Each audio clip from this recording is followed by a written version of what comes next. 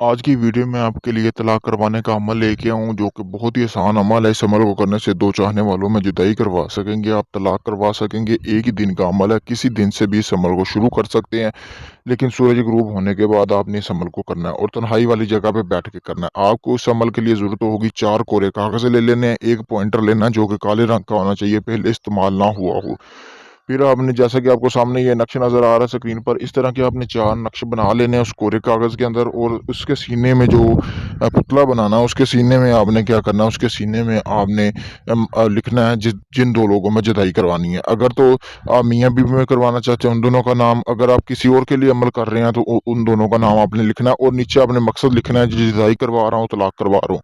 इसी तरह आपने 4 तवीज़ बना लेने हैं। एक तवीज़ को आपने चूल्हे के करीब दफ़न कर देना है, जहाँ पे उसको तपिश हासिल हो, यानी कि आग वगैरह के करीब, ठीक है दोस्तों। दूसरा तवीज़ आपने कब्रिस्तान में दफ़न करना है, किसी किस्म का भी कब्रिस्तान होना चाहिए, वहाँ दफ़न कर देना है। तीसरा आपने कांटेदार दरख्त के ऊपर बाँध देना है।